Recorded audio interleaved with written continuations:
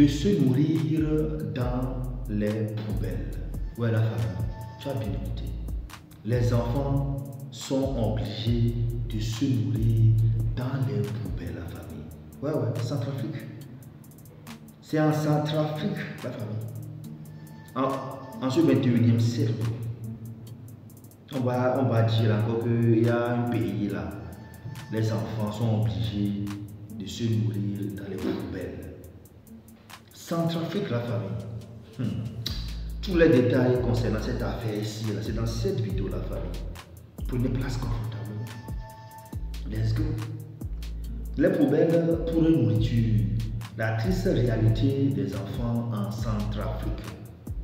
Les poubelles sont devenues les nourritures. Voilà. Parce que c'est là-bas, ils mangent, tout va manger. Les poubelles pour nourriture. En Centrafrique, malgré la célébration de la journée de l'enfant africain, les enfants continuent de vivre dans la misère. Abandonnés par un gouvernement incompétent, ils sont contraints de chercher de la nourriture dans les poubelles, tandis que d'autres survivent par la délinquance. Je pense que c'est dans le cadre de la journée de l'enfant africain que ce rapport est sorti. Voilà, journée de l'enfant africain en Centrafrique. On a fait ce rapport pour les Centrafricains. Donc le conseil est simple. Donc les enfants, bon nombre des enfants là-bas, ils sont obligés de se nourrir dans les poubelles. Et maintenant, l'autre partie, c'est la délinquance. Du moment où tu n'arrives pas à trouver à manger, tu vas faire quoi? C'est la délinquance. Des fois, c'est pour cela que des fois, quand on traite les gens, certaines personnes de délinquantes, elles sont délinquantes. Des fois, ce n'est pas de leur propre volonté. C'est la société, quoi. Tu vois, c'est la société qui les oblige là-bas. Ils sont obligés là-bas. Lors de la journée de l'enfant africain célébrée le 16 juin de chaque année, le ministre de la Famille a déclaré: les parents doivent s'occuper de l'éducation des enfants car c'est leur responsabilité première. Ouais, c'est vrai. Non, ça c'est vrai. C'est vrai que la responsabilité première de chaque parent, c'est de s'occuper de ses enfants, de leurs enfants. C'est vrai. Mais à un moment donné, même les parents même ont du mal à manger. Et ils ont du mal même à trouver à manger. Comment ils peuvent nourrir leurs enfants? Comment ils peuvent nourrir leurs enfants? Je pense que c'est par rapport à ça que aussi nos parents aussi, bon, les parents aussi doivent veiller à cela. De faire les enfants à leur moyen. Tu n'as pas assez de moyens, pourquoi tu vas faire 2 enfants, 3 enfants, 4 enfants? C'est par rapport aux moyens, vraiment, on fait les enfants. Sinon, c'est ça. Sinon, ils vont manger dans les poubelles. Ils vont devenir délinquants. Pourtant, cette déclaration montre une déconnexion totale avec la réalité vécue par les milliers d'enfants en Centrafrique. Ouais. Sinon, en réalité, les parents, voilà, ils doivent vraiment s'occuper de leurs enfants. Mais en Centrafrique, la réalité, là, ce n'est pas ça. La misère, la galère.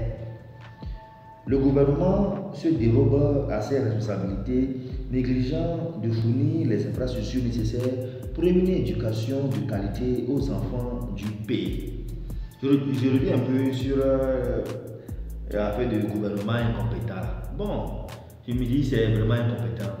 Je ne pense pas. Sinon, bon, en tout cas, bon, c'est oui, c'est non. Parce que des fois, ils sont compétents, mais ils sont trop pécuniers. Voilà. Ils oublient les autres. Mais d'autres cas aussi, il y a aussi les incompétents. Voilà, ta place n'est pas là-bas, mais tu veux y aller. Vous voyez, ils oublient aussi les autres. La famille. Vous voyez un peu. Toutefois, la célébration de cette journée de l'enfant africain, le 16 juin, consacre cruellement avec la réalité vécue par des milliers d'enfants. Abandonnés par un gouvernement incompétent et indifférent, beaucoup sont contraints de fouiller les poubelles pour trouver de quoi manger. Déjà, parlons du gouvernement centrafricain. Actuellement, qui est le président? Voilà, le président actuel, c'est Faustin Archange Touadéra. Voilà. Donc il est président de la Centrafrique depuis 2016. Rappelons qu'il était Premier ministre entre 2008 et 2013 sous la présidence de François Bozizé. François Bozizé lui-même, il avait gouverné entre 2003 et 2013. Il est venu après un coup d'État et lui, après, il est renversé en 2013 et il a fui pour aller au Cameroun. Voilà un peu la réalité africaine. Oui. Tu es venu par un coup d'État, on dit ok, voilà, tu es venu faire quelque chose. Après 10 ans environ, il n'a rien fait peut-être, je ne sais pas trop. Ouf, on l'a renversé et il a fui. Donc, c'est là que je me dis, mais est-ce que même on peut croire même à ces politiciens? C'est à ces politiciens-là, on peut les croire même. Quand tu dis que celui-ci n'est pas bon, ok, l'autre a qu'à arriver. Mais quand lui-ci vient, c'est la même chose. Que Dieu nous aide. Franchement. Dans les endroits comme PK26 sur la route de Boali, bon, ça c'est les Centrafricains qui peuvent connaître ces lieux. Boali, les enfants ramassent les déchets alimentaires jetés par les expatriés de la MINUSCA pour survivre.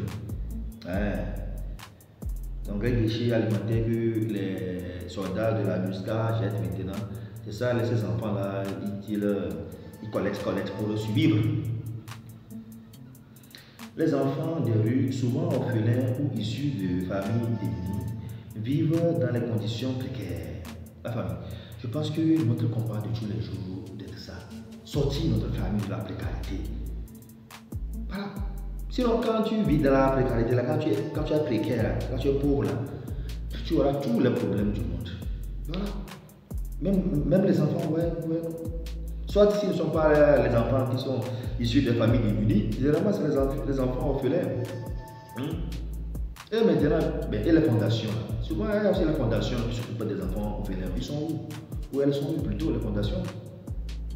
À Bangui, dans d'autres villes, ils se tournent vers la mendicité ou la délinquance pour survivre. C'est normal. La survie, c'est ça, mendicité ou la délinquance. Les pickpockets et les petits voleurs sont une triste conséquence de l'abandon de ces jeunes par les autorités. Ouais, non. Donc, on tacle les autorités, ils abandonnent ou elles abandonnent ces enfants. Bon, en tout cas, plutôt que de recevoir une éducation adéquate, ils sont laissés à eux-mêmes, formant une génération perdue. Ça, c'est normal. Du moment où ta matière première, c'est la mendicité. Ta matière première, c'est la délinquance. Automatiquement, la génération est perdue. Dans les villes comme Obo, les enfants fouillent les poubelles de la MINUSCA pour trouver de quoi manger. Cette triste réalité est le résultat direct de l'inaction et l'incapacité du gouvernement à fournir les services de base. Bon, inaction, l'incapacité du gouvernement. Je pense que ce n'est pas les termes adéquats ici. Parce que je pense que des fois aussi, le gouvernement s'est fait de son mieux. Dans tous les cas, nous aussi, nous devons être conscients que le gouvernement ne peut tout faire. Donc, c'est que c'est nous-mêmes aussi, on doit se battre quand même.